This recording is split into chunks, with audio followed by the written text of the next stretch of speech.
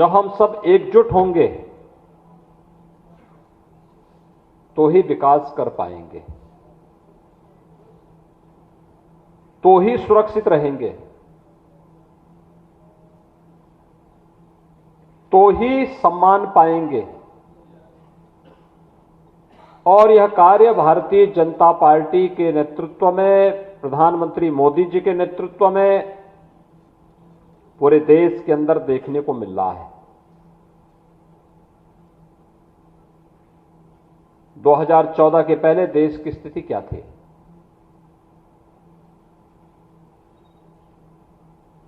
व्यापक असंतोष था, अविश्वास था, रोज एक नया घोटाला आ जाता था, जनता के मन में व्यापक असंतोष और आक्रोश था। कांग्रेस नेतृत्व की यूपीए की सरकार देश की कीमत पर राजनीति कर रही थी। देश की बाह्य सुरक्षा भी खतरे में थी और आंतरिक सुरक्षा भी खतरे में थी। बाह्य सुरक्षा के मोर्चे पर कभी चीन, कभी पाकिस्तान भारत की सीमाओं में घुसपैठ करता था, और जब कभी इसकी आवाज उठती थी तो कांग्रेस नेतृत्व की सरकार कहती थी, नहीं चुप हो जाओ, मत बोलना।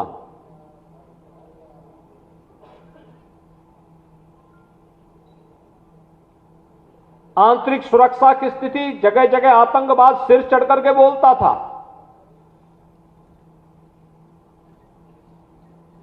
कहीं आतंकवाद है, कहीं नक्सलवाद है, कहीं अराजकता है। और समाजवादी पार्टी की सरकार के समय तो आपने देखा होगा, उस सरकार के समय आतंकवादियों ने मध्यकाल की याद ताजा कर दी, जब मंदिरों पर, मठों पर हमले होते थे। बृहद हिंदू समाज की भावनाओं को कुठाराघात करके रौंदा जाता था, और यह दृश्य कहीं देखने को मिल रहा था, समाजवादी पार्टी की सरकार के समय देखने को मिल रहा था। थाने तहसीलें बिक चुकी थीं, गिरवी रख दी थी। समाजवादी पार्टी के कार्यकर्ता या फिर बहुजन समाजवादी पार्टी के कार्यकर्ता, जब उनकी सरकार थी, केवल लूट मचाए हुए थे।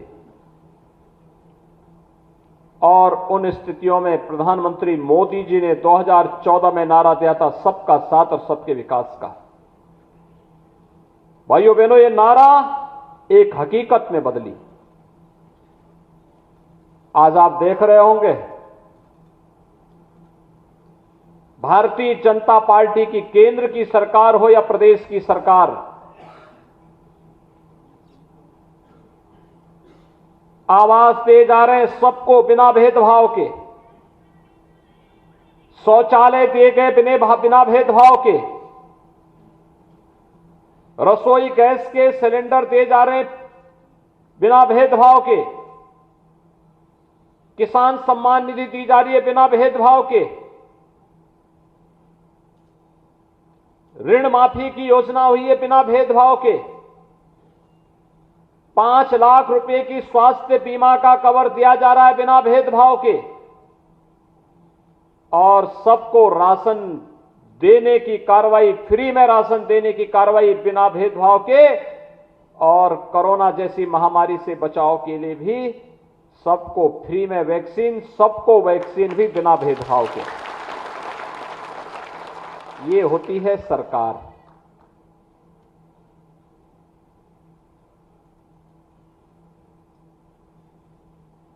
पाकिस्तान और चीन भारत की सीमा में घुसपैठ नहीं कर सकता,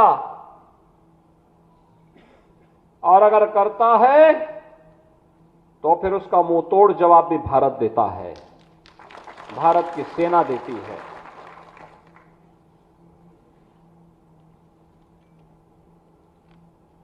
आतंकवाद की जो जड़ थी, जिसे कांग्रेस ने बोया था 1952 में, कश्मीर में धारा 370,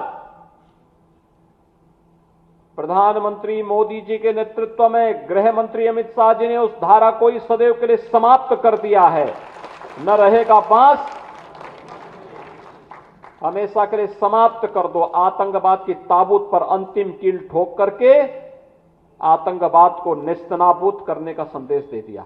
और नहीं तो सपा की सरकार के समय इन आतंकवादियों के मुकदमे वापस होते थे, हिंदुओं पर झूठे मुकदमे दर्ज होते थे, राम भक्तों पर गोली चलाई जाती थी और आतंकवादियों की आरती उतारी जाती थी। क्या ये सच नहीं है क्या?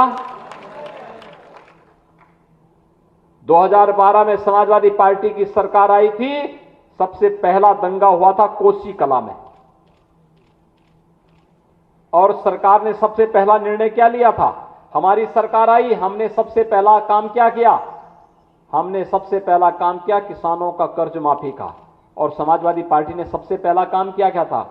राम जन्मभूमि पर आतंकी हमला करने वाले आतंकवादियों को, मुकदमों को समाजवादी पार्टी ने वापस लेने का निर्णय पहले लिया था। यही अंतर है। जब आपकी सरकार बनती है तो गांव के लिए, गरीब के लिए, किसान के लिए, नौजवान के लिए, महिलाओं के लिए, समाज के प्रत्येक तबके के लिए कार्य होता है। और भाइयों बहनों, जब सपा, बसपा, कांग्रेस की सरकार होती है तो उनको केवल अपने अपने परिवार से फुर्सत नहीं होती है, वे आतंकवादियों के लिए काम करते हैं, जो 2012 में सपा ने करके दिखाया था। और इसीलिए आज सामाजिक सम्मेलन इसलिए महत्वपूर्ण हो गया है। आप लोग अपने समाज के जागरूक प्रहरी हैं। गांव-गांव में जाकर के अलग जगाने की आवश्यकता है, बताने की आवश्यकता है कि 2022 में भारतीय जनता पार्टी की सरकार क्यों आवश्यक है। क्योंकि भारतीय जनता पार्टी की सरकार रहेगी, प्रदेश में कोई दंगा करने का दुस्साहस नहीं कर पाएगा।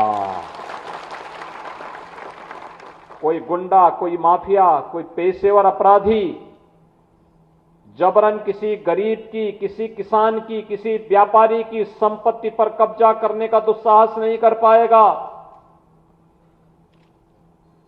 अगर करेगा तो उसकी छाती पर प्रदेश सरकार का बुलडोजर चलता हुआ दिखाई देगा।